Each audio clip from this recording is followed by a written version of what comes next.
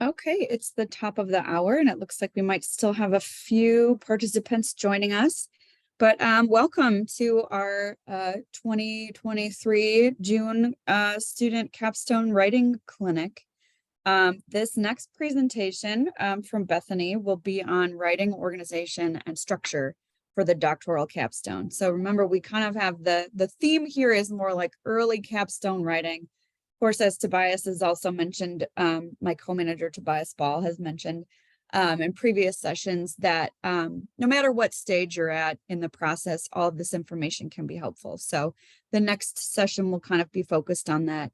As a reminder, we have both a chat box and a Q&A box. Denise and some of us will be posting the slides it's a PDF of the slides in that webinar chat. You can feel free to comment or ask each other questions. The chat can also be closed anytime if it's distracting. If you have a question that you really want a one-on-one answer from us or from Bethany at the end, time permitting, you can use that Q&A box and one of us will answer the question kind of during the session as well. But I'm going to hand it over to Tobias Ball, my co-manager of Form and Style, and he will introduce the presentation. Thank you, Kelly. And again, welcome, especially welcome back to those of you who have been here for the first two sessions. And if this is your first session, welcome. I think you're in for a real treat because, you know, we had a former colleague named Tim McIndoe who said that the dissertation or the capstone study, whatever you're writing, it's a unique document. This is the only time you're going to write something like this, nothing like it before, and probably nothing like it afterwards. And I can't think of a better person to describe the organization from a writing standpoint than our editor, Bethany Duarte. Bethany is our newest editor, and by that I mean she began in late August or early September of last year. And she and I were just talking the other day about a few things. And you know, if she started in September, she was no longer a rookie in October because she was already well steeped in the Walden writing process. She comes from a writing background herself. She teaches people how to write in multiple different venues, different graduate schools as well. So you're in for a real treat. And I'm going to hand it over to you, Bethany. Thank you, Tobias and Kelly. I appreciate it. And I'm so glad you guys have all made the time to come in for another session because organization sounds like so much fun, right? I'm going to show you why it's fun. So if you don't have that initial enthusiasm, it's okay. Just give it a minute and it'll get there. Much like Dana talked about with grammar, organization is one of those things that doesn't come to the forefront of your mind, but when it's lacking, you definitely notice. And as you're writing, if you can learn these strategies and learn some tools as you get started, the writing process is going to be a whole lot more straightforward and it's going to feel more natural as opposed to sometimes, you know, chugging through mud, as many of us have experienced. So I'm going to go ahead and get started here. First, I want to talk about what I'm going to try to do in our short time together. First, we want to talk about the role organization plays in an effective capstone. Your goal is to develop a capstone that not only represents your research well, represents you well, but also adds something to the scholarly community. So in order to do that well, we have to talk about the role organization plays. We also want to talk about how to develop paragraphs well. And this is where I would say the bulk of our time is going to be spent. And we're going to divide it up into three categories. So there's constructing, there's ordering, and there's connecting. And each of these things are vital components, but we don't always think of them in these parts. So my hope is by kind of breaking down what seems like a simple process of writing a paragraph, by breaking it down into its pieces, my hope is that you'll come away a little bit more confident and you'll have some direct strategies to use to approach your paragraphs and it feel like something you can jump straight into rather than something, let's be honest, that you might be avoiding. We also want to talk briefly about how to integrate your research and analysis into your writing, which plays well into paragraphs because that's where you're going to put this information. However, a lot of what we see on the form and style side is struggles with integrating that information into a paragraph in such a way that it moves the paragraph forward and it helps the overall organization instead of stopping or maybe clogging the flow of thought. So we'll talk about that. We're also going to talk about some different types of transitions, which goes back to that connecting element. And I'm going to give you some links and resources to learn more about that, because frankly, we could do a whole clinic just on paragraphs. So I'm going to do my very, very best to conserve time and touch on these things, get to the heart, but also provide resources so you can spend more time after this doing some additional looking on your own.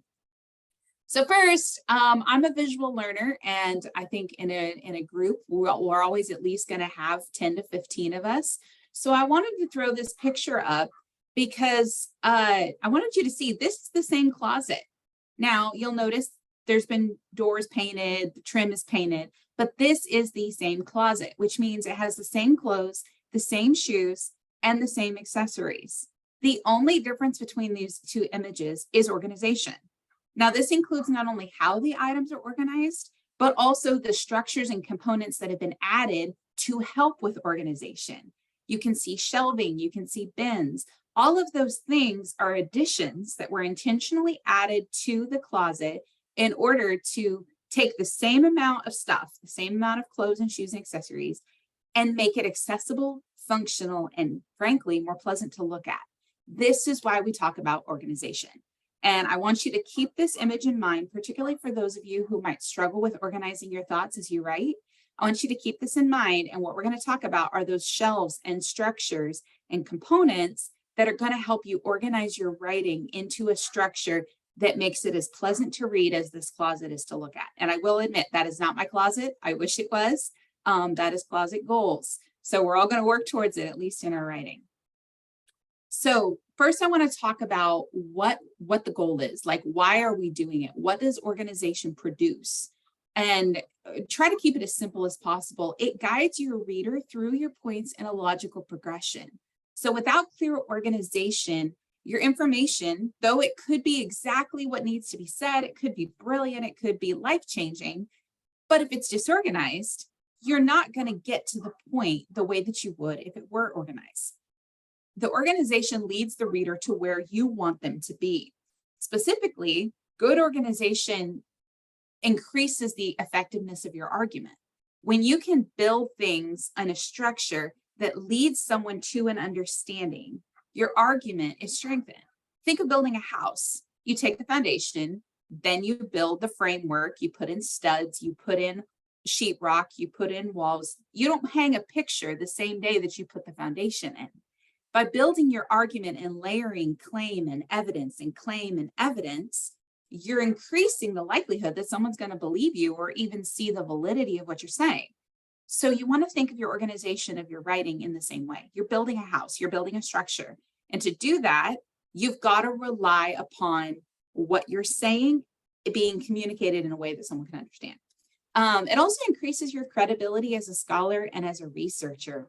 Just as your capstone is a snapshot of who you are as a scholar, the way you present the information also is a snapshot of you as a scholar.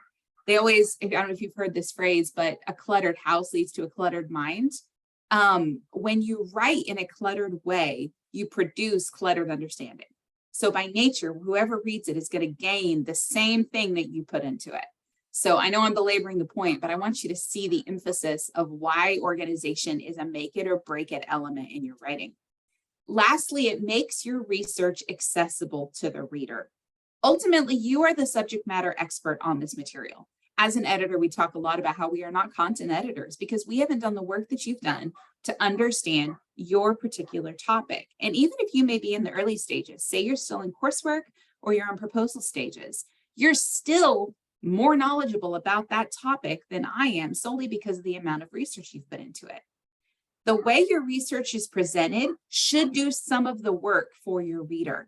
You shouldn't have to jump through hoops to read someone's research. The way it's organized can present it in such a way that the person walking along and reading, say someone looking for work for a literature review for their own documentation, for their own research, and they come across your abstract and your initial chapters, and the way it's organized, they're able to quickly encapsulate what did you see, what did you learn, and what do you think we could do with it? What's your interpretation? So if your ideas are clearly presented in logical order, you increase the likelihood of your reader comprehending what you are sharing, which at the end of the day, That's our goal. So we're going to do this by talking about paragraphs. So when we look at academic writing as something to be organized, it's important first to understand the pieces that we're going to be organizing. So when you sort a box of papers, or in my case, sorting Legos, you first break it down into which segment you're organizing. So are you organizing by color? Are you organizing by how many little holes are on the top? Are you organizing by tax papers? Are you organizing by insurance? All of these things determine the hierarchy and the structure that you rely on. So in this case, because the capstone already has so many sections that are pre-decided, like your chapters, your subsections, the next thing that you're capable to organize yourself is a paragraph. So that's what we're going to use as our unit of organization. And in most cases, it is the building block of your writing, particularly in academic writing, which is what we're focusing on. So you have a general idea of what needs to be said, but the way you break it up determines your paragraph structure. But typically, paragraphs represent a new topic, or in some cases, a new aspect of a topic you've already introduced. When we talk about paragraphs, I found this quote, and it's one of my favorites, and I've taught it many times because it kind of shakes people's perspective on a paragraph. And it's by Michael Harvey, who's a fantastic researcher in pedagogy and writing and all the things. And he says, paragraphs are a form of punctuation. And like other forms of punctuation, they are meant to make written material easy to read. So the paragraph can be the greatest hindrance to clarity. It can also be the greatest gateway to clarity. So we're going to focus on the gateway side today. So before we go too much further, I want to talk about what makes a good paragraph, and then we'll go into detail on what this looks like. So this is very simplistic, but I want you to keep this in mind, because even as you're reading and evaluating your own work, as we've talked about in previous sessions, as you're doing self-editing, ask yourself these questions. For one, does this paragraph include a clear main idea that focuses the whole paragraph? Is there content that adds to, supports, clarifies, and analyzes? And does it have a structure that helps present the information in a logical and coherent way? Also, we're going to talk in multiple little sections about cohesion and coherence. Now, these may be terms you're very familiar with. Dana mentioned them in several other ways in the previous session, and this may be something that's totally new to you. So we're going to do a quick, brief introduction towards the end, because we don't have a ton of time to go into it, but I am going to touch on it throughout. So just if you have any more questions, please feel free to throw them in the chat about that. But we're going to focus first on construction. So when you're actually building the paragraph, this is where meal comes into play. You've probably heard this. It's something that we talk about typically at Walden, and it's actually started at Duke, and it's been used on at writing centers through so many different universities because it streamlines this process. So it's an acronym, and we at Walden love our acronyms. So it stands for M, main idea, which introduces the focus of the paragraph. E, which is evidence, which supports the main idea with sourced information. Here is where your research comes into play. A stands for analysis, which then explains and analyzes the evidence in light of the main idea. Here's where you're making connections. And lastly, L stands for lead out. You may also hear link, you'll hear other terms, but the goal is that this last component concludes the focus discussion and transitions forward. Now, very important disclaimer, this is not a formula. This is not intended to be a template. So you don't walk through every paragraph and put it in this order and make sure that it looks like this. Because reality, not every paragraph is going to have all these components, and not every paragraph is going to have these components in this order. We're going to look at an example here in a minute that will not be in this order, but yet will contain these same elements. So what we want you to think of when you're looking at meal plan is that this is a way to conceptualize your paragraph. This is a way to think of it in the big picture. This is the way to look at your paragraph and ask questions of it to see, is it effective and is it doing what it needs to do in this paper? I'll be honest, for me, I'm very formulaic in my thinking. So for me to break out of that, I ask questions. So I've added an additional slide here, and this is me. So this is not Duke. Don't take this one to this isn't proprietary. But when you're looking at the main idea, the question that you're asking is, what should I care about? When I'm looking at the paragraph, When I come away from this paragraph, what am I supposed to be caring about? What is important here? The evidence is a way of bringing in an expert witness to bear on this information. So for me, it's who says I should care? Why does this matter? So if you're discussing something and you're presenting an idea, evidence comes back to back up, this is important, and here's who says it is. Meaning these are subject matter experts. These are people that have data, that have done studies, that have done interviews, and they have information that illuminates my main idea. Next, you have analysis. Why should I care? Why does this connect to anything bigger? How does this connect back to the main idea? Here's your analysis. Here's your interpretation. We're going to talk more in detail about how to do that here in a minute. And lastly, lead out. How does this all fit into the bigger picture? How does this information that you just presented in this paragraph tie back to the main idea and also move me forward to the next thing? So if you're a question person or if you're a non-formulaic thinker, keeping these questions in mind, even as you revise, as you walk through your writing, will help you to look at each paragraph as a unit. Because remember, we're organizing by a singular unit. We're not thinking subjects or chapters. We're not thinking subsections. We're thinking an individual paragraph. And these questions can help you figure out, is this paragraph effective? And is it doing what it's intended to do? So now, because everybody loves an example, I'm going to fill your screen with words. My apology. And we're going to look at an example of this in action, and we're going to break it down. But first, we're going to look at this whole paragraph. So I'm going to read it real quickly. So read along with me. And as you're thinking of those questions that I just noted, keep them in the back of your mind and note what comes up as you're reading. So electronic medical records promote patient satisfaction in their ease of access.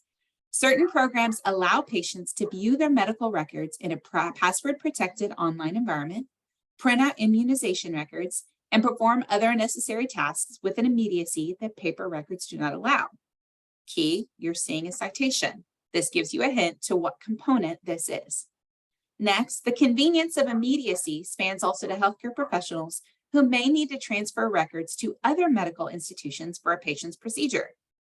Rather than spending the time and money copying, faxing, or printing records, healthcare professionals can simply transfer information via the EMR's program. Here's another key. You see another citation. This ease of access for patients and medical personnel creates transparency. Now, I could have analyzed that from the get-go and shown you each thing, but what I wanted you to see is looking at that and asking those questions. Do you automatically have a sense of what each of these components are? Maybe yes, maybe no. That's why we have another slide. So we're going to look at them broken down into pieces. So first, at the top of the slide, you're going to see the first sentence. Now, this is the main idea. Now, the important thing that you have to remember with main ideas is every paragraph needs one. And there's my first typo. Pardon me, guys. It also focuses the conversation. When you have a main idea, you have a main topic. This narrows down and says, here's what we're going to talk about. And this is very important. It needs to be at the beginning. You don't need the appetizer at the end of the meal. You get it at the beginning. This is the important part. This is the, hey, look at me. Hey, pay attention. This is what we're going to talk about. It tells us what the rest of the sentence in that paragraph will have in common, or here's the other side, what the rest of the paragraph will try to prove. So if you're making a point, you're making an assertion, this first statement is the bedrock. This is your foundation. This is your slab of the house that you are building. And as you can see, properly as in a good sentence, it's at the beginning. So what this says to us is we should be looking through the rest of our sentences for something about electronic medical records, patient satisfaction, and ease of access. Those three components should stand out. So next, we're going to look at evidence. Now there's two sentences that provided evidence in this case. And the biggest way to see that was that they were cited. They provided source information that was not generic knowledge. It did not come from the writer themselves, and it did not provide analysis, though sometimes we'll talk about how evidence and analysis can sometimes be done in the same sentence. In this case, you just see two chunks of evidence. Now, these pieces of evidence isn't meant to be a laundry list of, hey, here's all the research studies I've done. You want to find evidence that adds to or proves or supports the main idea. So in this case, you see specific evidence that points back to how electronic medical records promote patient satisfaction and their ease of access. All of this should be cited, whether it's quoted or paraphrased. And if you struggle with quotes versus paraphrases, we have lots of resources for you to help you with that. But when you're doing evidence, you want to keep in mind it needs to be either quoted or paraphrased because you're relying on a subject matter expert outside of you.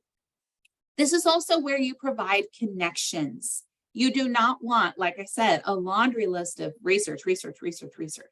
We'll talk about transitions in a moment, but this is where you provide connections between the individual pieces of evidence themselves. Because remember, you're building a house, same way you're building an argument.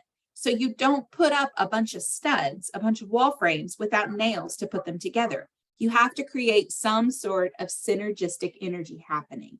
And one of the ways we do that is through transition.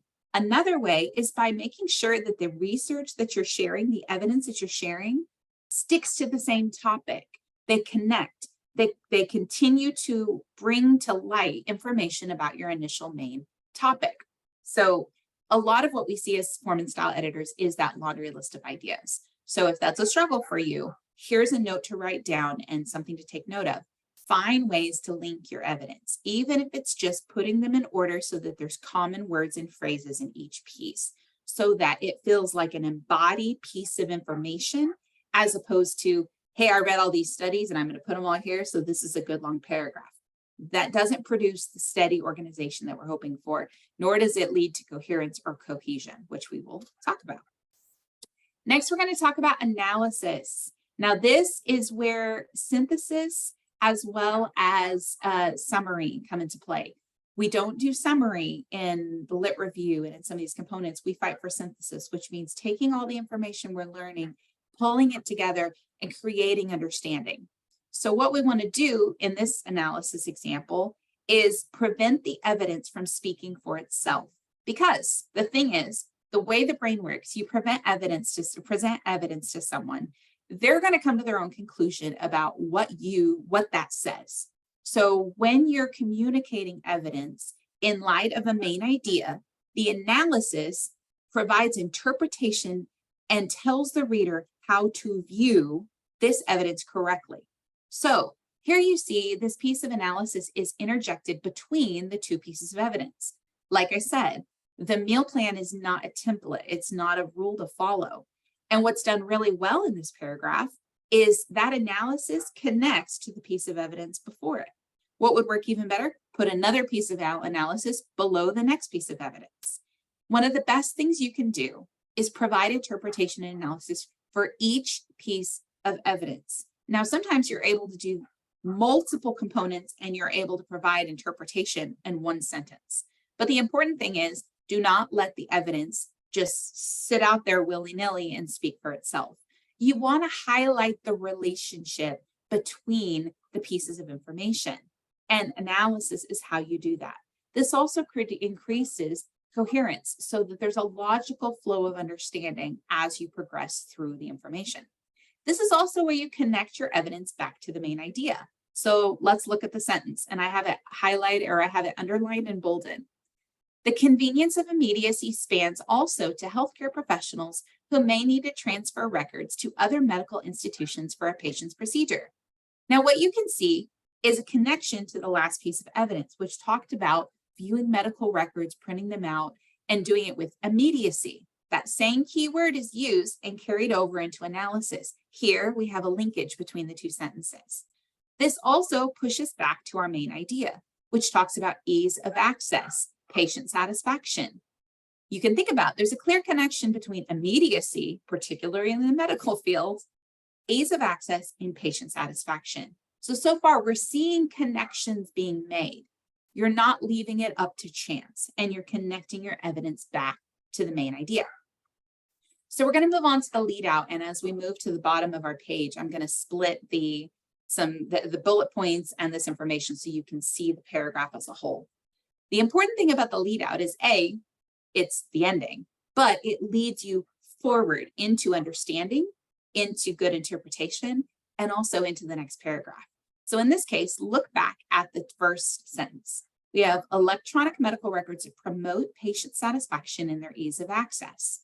Now you've presented evidence, presented evidence, you've presented analysis. You move into the final term and you have this ease of access for patients and medical personnel creates transparency.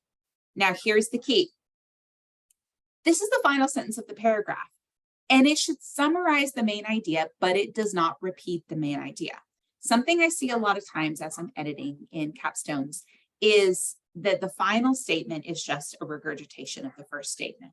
Now, it's good to create that connection, but what it should do is take that main idea, link together everything that's been presented in between, and bring in the evidence and the analysis and wrap it up in a new summary statement that can also lead you forward to the next idea. So, for example, something that would create a good transition, which we'll talk about in a moment, is the new term transparency has been introduced. What the next paragraph could talk about is transparency in medical care. So that would create the transitions, but it would also lead you forward into understanding and link back to the key idea. So I know I walked through this pretty quickly, but you'll have these slides and you'll be able to walk through and look through the individual sentences themselves. Do initial evaluation. And if you have questions about how to work on these, by all means, reach out to us and take advantage of the resources that we have. But for the sake of time, I'm going to go ahead and move forward to talking about connection. So when we're talking about connection, we're essentially talking about transitions. So transitions work within paragraphs, which connect ideas, and between paragraphs, which connect main points. So the thing that you need to know is the most effective sentences and paragraphs use transitional words and phrases to create flow and also to demonstrate connection. That's the goal. We don't want our sentences standing out here as lone wolves that don't have a large tie to your overall structure. This is how we create organization. Essentially, what we're using is what we call the leading edge. Now, this edge moves the reader in a logical direction from one thought to another, one idea to another, and one paragraph to another. This is very intentional work. And the way we do it is by using the specific phrases and techniques, which we'll discuss here in just a moment. And as I mentioned briefly, placement matters. So the transition that you use between paragraphs, it connects main points. You also use transition within your paragraph, and that connects your ideas. I read a great explanation of the difference between these two, and it really stuck with me, so I wanted to share it. Transitions between paragraphs are high-level, big picture directions. This is, for example, knowing if you should head east or west. For example, where I live, in the city that I live, if you say north, I know which suburb is next. If you say south, I know which suburb you're talking about. It's on the opposite end of that highway. All you would have to tell me is go north on 169 and I will get to Bixby, go south on 169 and I will go to Owasso. That information is high level. It gives you enough to keep you grounded within the larger city, but it's not enough to tell you which exact office building you should stop at. This is where transitions within paragraphs come into play. These are like individual street signs.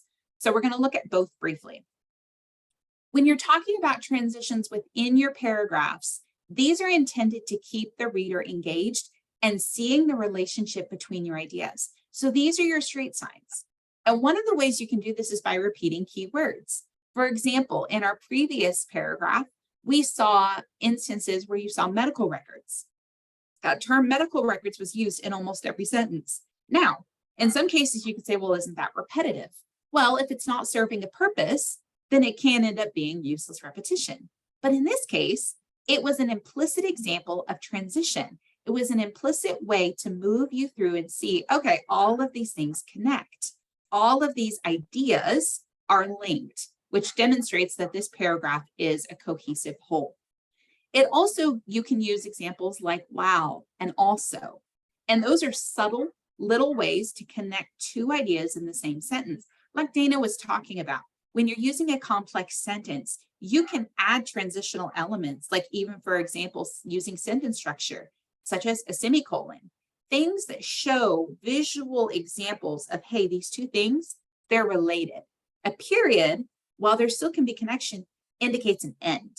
A semicolon, a comma, the use of the word while, or also are subtle implicit ways to demonstrate, hey, this is all connected. There's a relationship here. You can also move out to more explicit examples.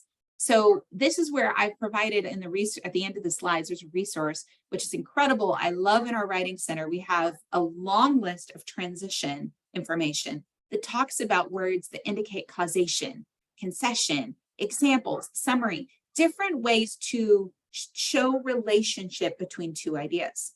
This is where words like however, although, thus, additionally, as mentioned, due to, consequently, still, I know you're getting the gist at this point. Words like these are more obvious forms of transition. But what's important to know is each of these words produces a different kind of transition. So for example, however is saying, here's A, however, B is different. So for example, I was reading an article this morning about coffee, about how coffee isn't as healthy for me personally as it might be for someone else because of blood sugar issues. And one of the sentences said it very well. While coffee is effective at A, B, and C, and this, and this, however, and you immediately knew they were going to provide contrasting information or potentially slightly altered information. It's an explicit signpost of, hey, these are connected, and here's how they're connected. For those of you who struggle making those connections and showing how your information connects to one another, I highly, highly, highly recommend you take some time to study these transitional phrases and know what category they fall underneath. For example, summary. A lot of times you see in conclusion. I remember teaching first year composition, and I said I would knock off a point every time I saw the word in conclusion, because to me, it's a lazy way to summarize, when you could also say, you could combine that and approach it in multiple different ways. Now, as a form and style editor, I'm not going to dock you if I see in conclusion. But the reason I say that is there are so many transitional phrases. What you don't want to do is use the same ones over and over and over and over and over again. That's where you're going to see repetition, and it stops being about transition and it starts becoming, do you know what that means? Is that actually producing the effect that you want it to as you're reading it? So this is where we're going to talk about reverse outlining in here in just a moment, that tells you how to go back and see, are my transitions producing the effect on the reader that I want them to? So we're going to go ahead and move forward and talk about transitions between paragraphs. So these connect your paragraphs and they demonstrate the relationship between your main points within a section. So for example, let's talk about your background section in chapter 1. And you're talking about the background of your study. You're talking about the history of the topic. You're talking about maybe previous research that's been done. The relationship between the main points is what you're going for. You're looking for ways to see that all of these paragraphs in this larger section have something to do with one another. Implicitly, the simple way, this is a natural flow because the content is related. Now, the way that you make sure that this is working for you is that the content is related.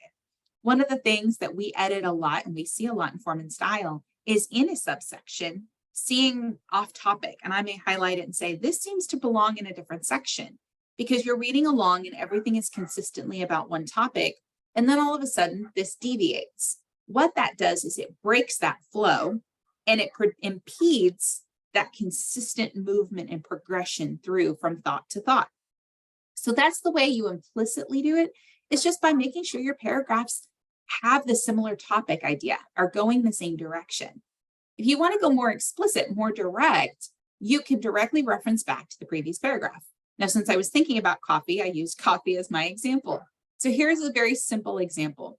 So say that in paragraph A, you're discussing how coffee has been found to be detrimental. Or say that you listed 4 studies about how coffee boosts, messed with blood sugar and insulin resistance. So you're going to start paragraph B with a nod back to paragraph A. Here's a way you could do it. Although coffee has been found to be detrimental to your health in some cases, there you go. There's your reflection back. That's the main idea, point A, comma. Other studies demonstrate its benefits. Now, this is not a sentence that don't take the sentence to the bank. You would want to add more information and research. But what it does is creates an explicit tie. It draws a line between paragraph A, paragraph B, while also providing a strong main topic for paragraph B. You've now made the case that there are studies that demonstrate coffee's benefits. So what you would do now is move from here to providing your evidence and your analysis. And then your final topic of this, or your final statement of this paragraph, you would want to go back and reassess, rephrase this initial main idea. So that's just a simple way to do this. There is so much more information. There's so many more ways to do transition. This is just a brief dip into the world. So I do highly encourage you to take advantage of the Writing Center's resources if you want to learn even more about this. In some ways, effective transition can take very simple statements, very simple information, and elevate your scholarly tone by creating this beautiful flow from one thought to the next and one thought to the next. And that's ultimately what we want, because this is the kind of organization, like if you think back to the picture of the closet, where you move from here's your shirts, here's your pants, everything is beautifully organized and it's easy on the eyes. In this way, by creating these transitions, you're putting forth writing that is easy on the brain. You're walking through and there's a logical string that you're pulling that draws you from one thought to the next. Now, in order to do that, you have to know how to order things. Oh, pardon me, I forgot I threw this in at the last minute. This is just a quick note on cohesion and coherence, which kind of summarizes what we just talked about. Cohesion is sentence by sentence flow. So that is that moving from one sentence to the next. It connects information as the reader progresses. And the way you do this is by utilizing transitional statements and phrases to show relationship.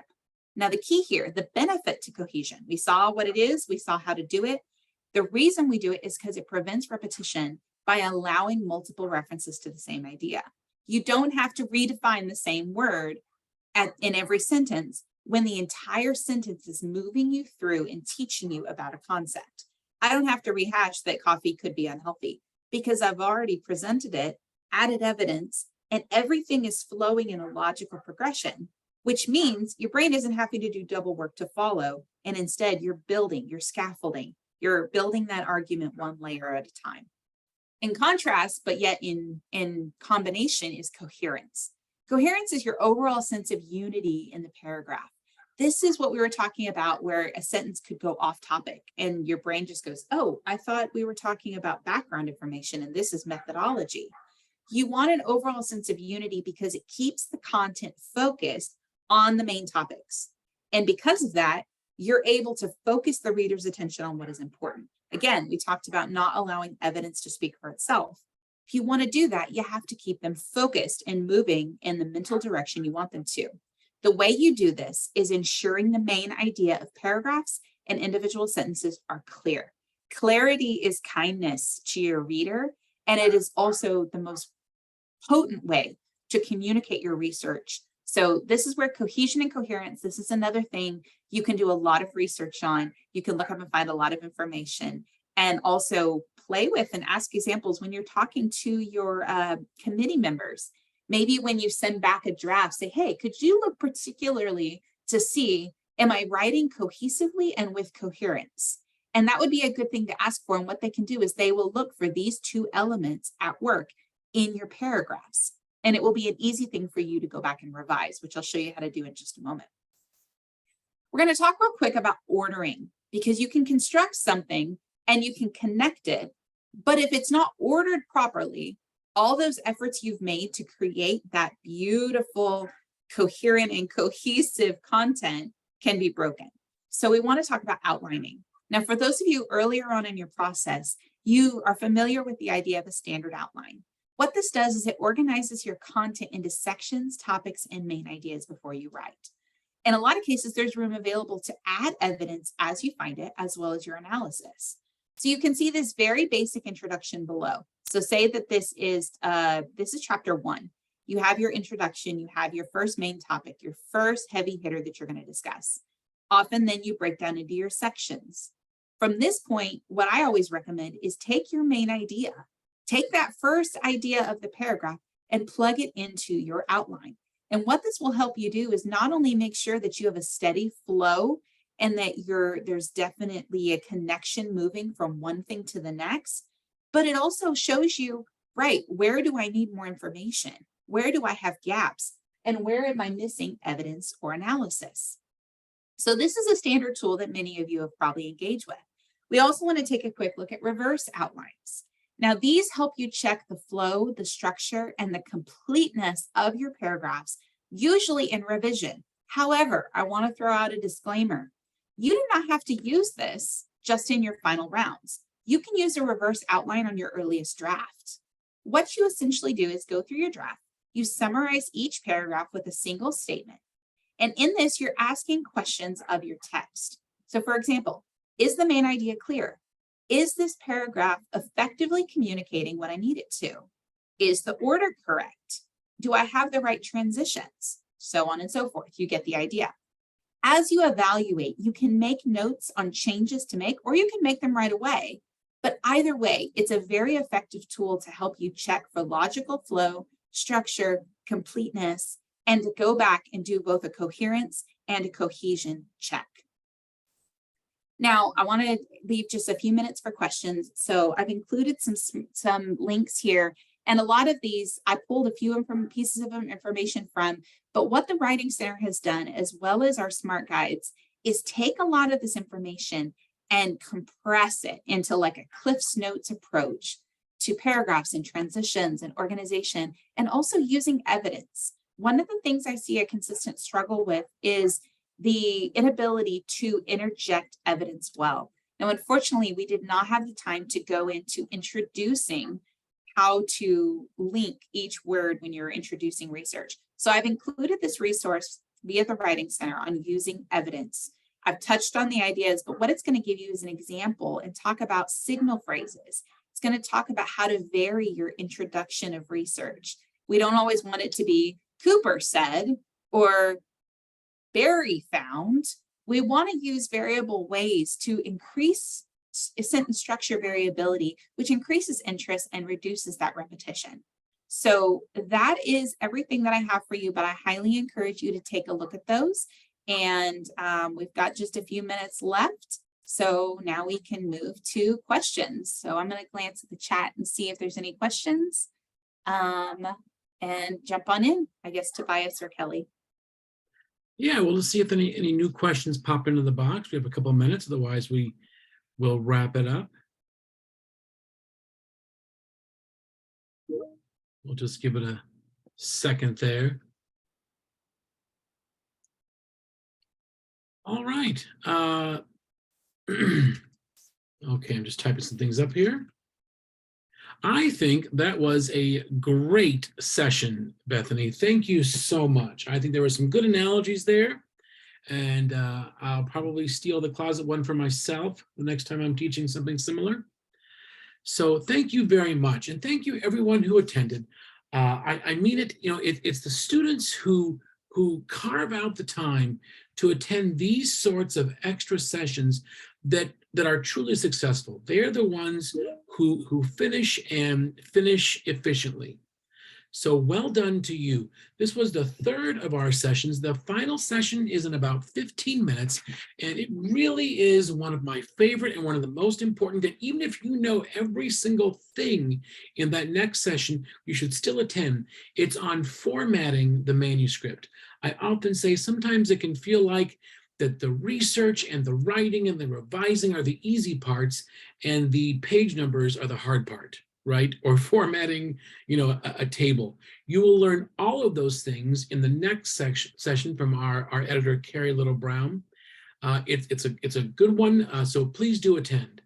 Thank you, Bethany, and thank you to Denise for organizing everything. This recording will be available for you in the future. We will see you all in about 15 minutes.